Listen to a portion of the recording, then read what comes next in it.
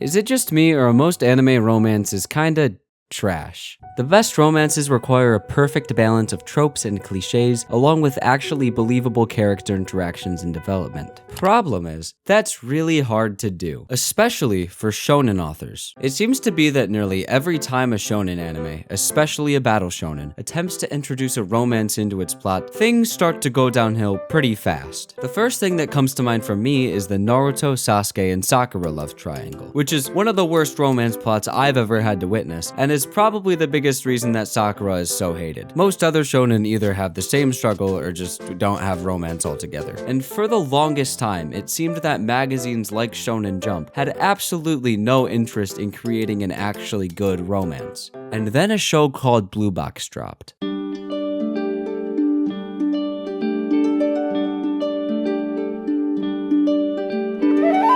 Believe it or not, this is a shonen. Right off the bat, the show looks beautiful. So beautiful, in fact, that I'm sure many people that hadn't heard of the manga probably just assumed it was another shoujo adaptation. That is until they saw it was getting a full 24 episodes. Everyone knows the rules. Still, the romance actually looked extremely promising, and it seemed like there was going to be just enough sports action to keep my little shonen brain activated. But like the best of shoujo, the romance here is set up in maybe the most wholesome and, well, convenient way possible. The show follows Taiki Inomata, a first-year badminton player at MA High School, and he's pretty good. However, he's consistently outmatched by the upperclassmen, and since this is still a shonen, that's not enough for him. So he shows up to practice early every morning to be the first one there. But there's one person who always beats him.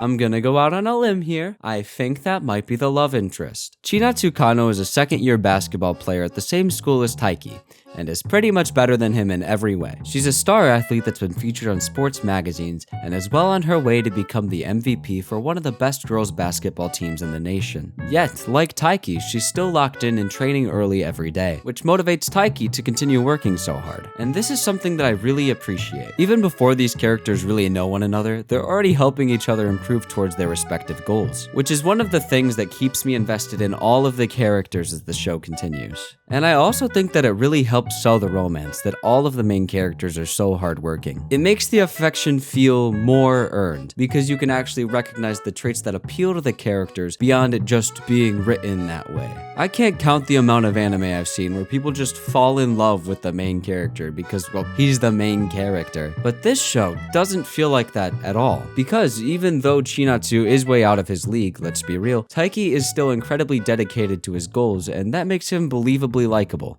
Moving on though, one day they both show up to practice early as per usual, and Chinatsu challenges Taiki to a one-on-one, and he gets absolutely cooked. So then they start talking about sports and hard work and whatnot, and it reminds Taiki of last year when he saw Chinatsu practicing just after being crushed by barely missing nationals. So he tells her how that motivated him to work just as hard so that he'd be able to make nationals as well.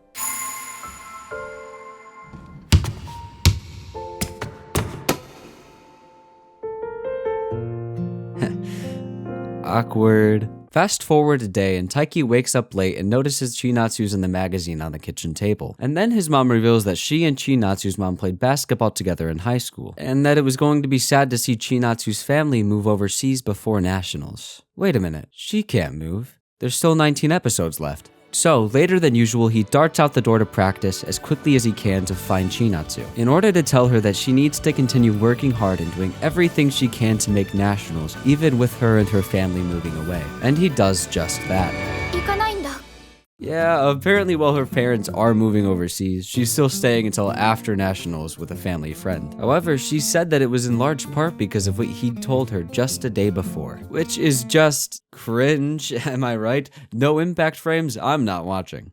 Anyway, the next day rolls around and Taiki's upset because he totally fumbled the bag. So he does this thing, and he walks downstairs exhausted. All he wants to do is get through the day without running into...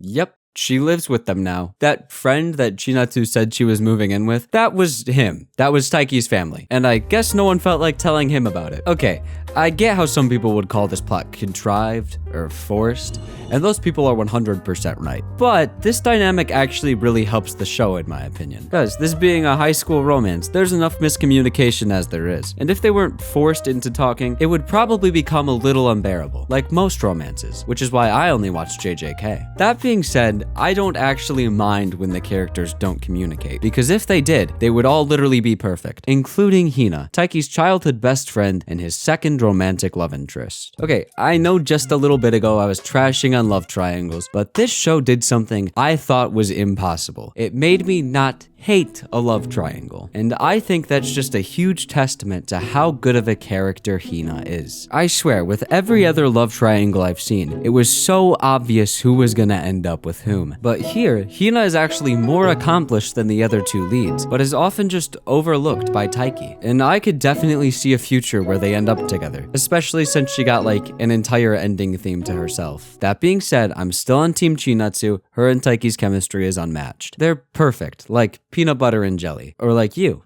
and subscribing. And what's crazy to me is that this show perfectly balances all of this romance drama with genuinely hype sports action. The way Taiki bolts around the court is just epic, and how his internal monologue and the consecutive hits build to a crescendo until somebody lands the perfect blow is just so satisfying. That being said, badminton isn't usually what comes to mind first when somebody says shonen, and that's where another new series completely shocked me. Dandadan is really weird. It's got aliens, ghosts, scenes I definitely can't show because I like money, but most importantly, it has a great romance. At the start of the show, Okarun and Momo couldn't seem more different. Momo is a popular, cool girl who dates guys that look like this, and Okarun looks like this, except they do have one thing in common. Okarun believes in aliens, and Momo believes in ghosts. One day they go out to prove each other wrong, and it turns out that well, they were both right. Once they figure that out, a bunch of stuff that, again, I can't show happens. But what's important is that they both get power-ups,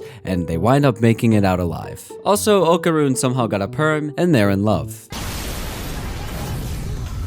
Of course, they don't start dating in episode 1, but I was shocked how much immediate chemistry there was between these two characters, and that connection only grows as the show goes on. And despite an admittedly pretty lame love triangle, they make consistent development throughout the first season. Granted, the show only got 12 episodes, but I was rooting for them more and more after each one. And above any of the incredible action scenes, it was their relationship that grounded the show and kept me coming back. And that's true for both of these shows. Ever since that first chapter of the Blue Box manga dropped, I knew it was going to be something special. While the magazine had plenty of sports and battle manga, romances were few and far between. And it fulfilled a hole in Jump's lineup that most people didn't even consider. And I know somebody's going to complain that Dandadan is technically a Jump Plus manga, but shut up, this is my video. And honestly, I don't think it makes its influence on Jump any less important. And both it and Blue Box show that a good enough writer can totally find the perfect balance between punching people in the face and kissing people on the face.